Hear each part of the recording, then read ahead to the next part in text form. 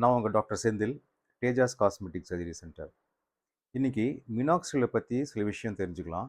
மினாக்சில்ங்கிறது நம்ம ஸ்கேல்பில், அதாவது மயிர்கால்கள் இருக்கிற ஸ்கின்ல நம்ம அது போடும்போது நிறைய முடி வந்து வளர்கிறதுக்கு வாய்ப்புகள் உண்டு. அது என்ன பண்ணுதுன்னா மினாக்சில் இந்த பிளட் சப்ளையை வந்து இன்க்ரீஸ் பண்ணி நமக்கு அந்த முடியை வந்து நிறையா வந்து டென்சிட்டி வந்து இன்க்ரீஸ் பண்ணுது. மினாக்சிலில் 2%, 5% இருக்குது, 10% இருக்குது, 12.5% இருக்குது, எல்லாமே இருக்குது.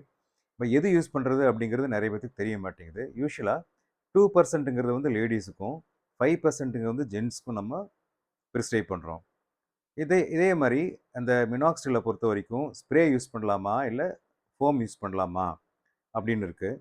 இந்த மினாக்சில் வந்து ஃபோம் யூஸ் பண்ணுறது யாருக்குன்னா சில பேர்த்துக்கு அலர்ஜி ஆகும். அவங்களுக்கு வந்து இந்த மினாக்சில் வந்து ஃபோம் யூஸ் பண்ணலாம். யூஸ்வலாக சொல்யூஷனில் யூஸ் பண்ணுறது தான் ஆல்வேஸ் பெட்டர்.